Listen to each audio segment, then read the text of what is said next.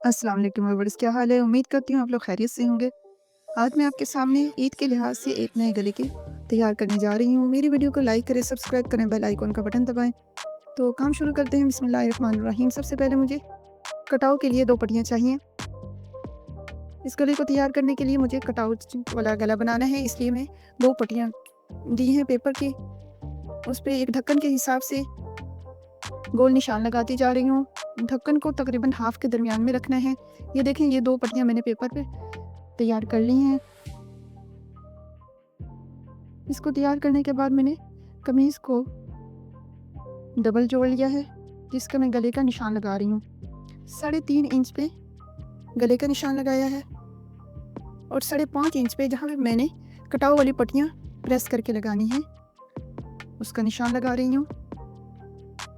ये निशान लगाने के बाद 6 इंच पे मैं गले का निशान लगाऊंगी।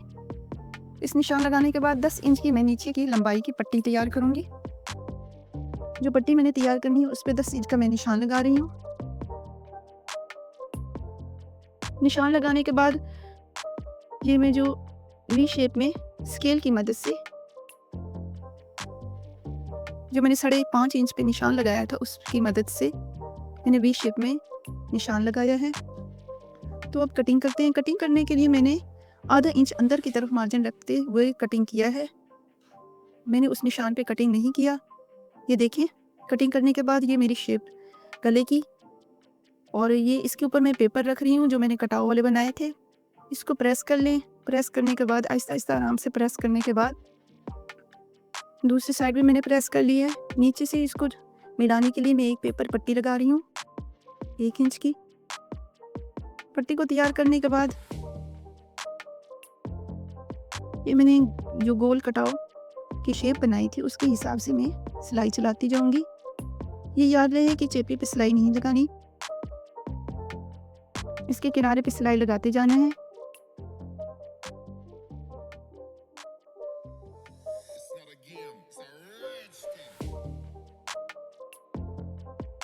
काम तो सारे ही मुश्किल होते हैं, लेकिन जिस काम को मेहनत और लगन और शौक से किया जाए वो काम सबसे ज़्यादा प्यारा और अच्छा हो जाता है। और बंदे के शौक उस काम में हो तो वो काम अच्छी लुक देता है, अच्छा रिजल्ट देता है। अब जो मैंने गले की मुकम्मल कटाव पे सिलाई लगाने के बाद अब मैं कट के निशान लगा रही हूँ। कट के निशान लगाते हुए ये ख्याल रहे कि आपके कपड़े की पर जो आपने सिलाई लगाई है वो कटिंग नहीं होनी चाहिए। ये देखें, अब मैं कट के निशान लगाने के बाद मैं इन कटाव को पलट रही हूँ।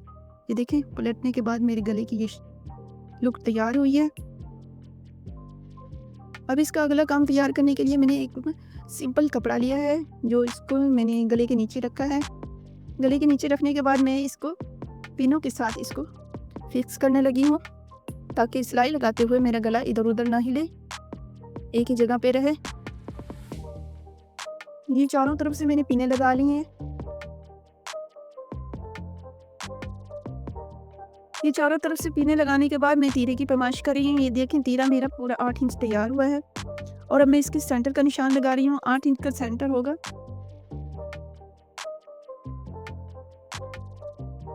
ये देखिए, 3 इंच के गले का निशान। अब मैं स्केल की मदद से इसके सेंटर की लाइन लगा लूंगी।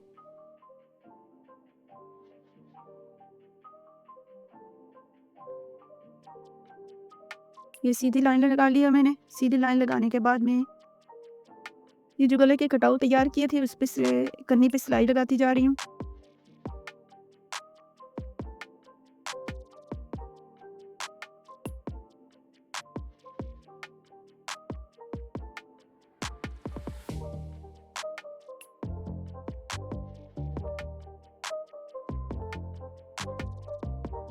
ये कटाव के ऊपर मैंने कन्नी पे पूरे गले पे इसी तरह सिलाई लगा ली है। सिलाई लगाने के बाद मैं गोल गले की कटिंग करूँगी। गोल गले की कटिंग मैंने पहले वीडियो में भी आपके साथ शेयर की थी। 6 इंच की लंबाई और 3.5 इंच की चौड़ाई पे गोल कटिंग की शेप दी है। ये गोल गले की कटिंग करने के बाद ये मैं अब आपके सामने इसको चिपका लूँगी। चिपकाने के बाद ये देखिए, एक पट्टी मैंने निकाली थी 1.5 इंच की पट्टी, और तकरीबन 12 इंच लंबी पट्टी पेपर मैंने लगा के इसको मैंने चिपका लिया है। चिपकाने के बाद इसको कटिंग मैंने कहाँ से कर रही हूँ आप गौर से देखें। इसको पेपर के साथ ही कटिंग कर रही हूँ, क्योंकि मैंने इस पे बोट पाइपिंग करनी है और ये सेंटर का निशान लगाने के बाद ये देखिए सीधी लाइन लगा रही हूँ इसकी पट्टी की।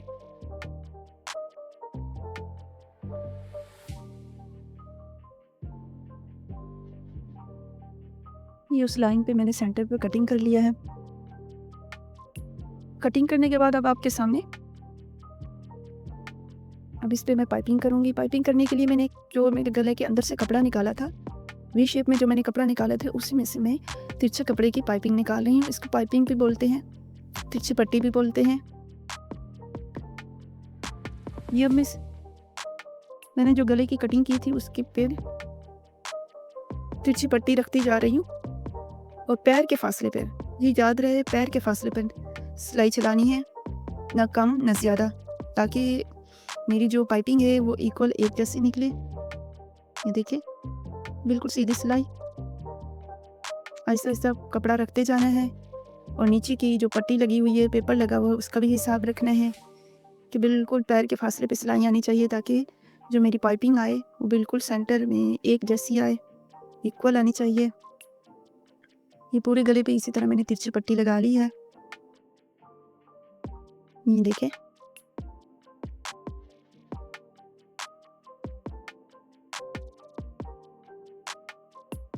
ये मुकम्मल सिलाई लगाने के बाद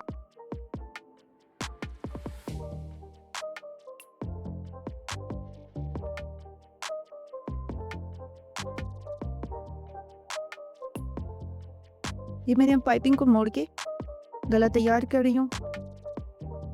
देखिए बहुत ही आसान तरीका है, बोट पाइपिंग का इक्वल ही निकलेगी, कोई मसला भी नहीं होगा, कहीं से कम ज़्यादा नहीं होगी, एक जैसी पाइपिंग वाला गला बनेगा। ये देखें कितनी प्यारी लुक है ये इस गले की। तो मेरी वीडियो को लाइक करें, सब्सक्राइब करें, बेल आइकन का बटन दबाएं। तो ये मैंने टसल लगाने के बाद इस गले की लुक। आज मैं आपके साथ घेर भी तैयार कर रही हूँ। घेर भी तकरीबन उसी डिज़ाइन में है। ये मैंने कटाव को निकाल लिए थे, कटाव निकालने के बाद ये मैंने नीचे ब्लैक कपड़ा रख के इसकी कन्नी पे सिलाई लगाती जाऊंगी, फिर इसको पलट लूँगी जैसे मैंने गले के लिए पलटा था।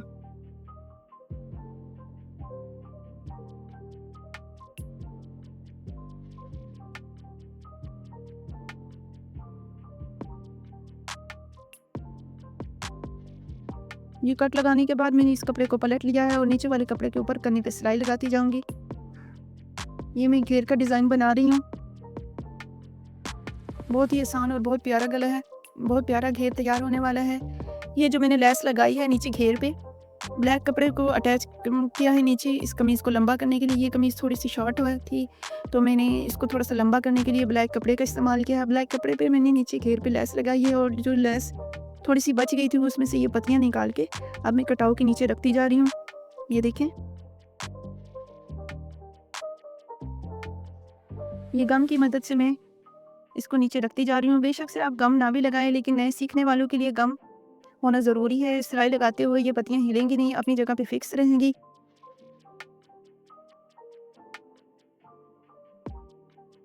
ये पूरे घेर पे इसी तरह पत्तियां अटैच कर लेंगे।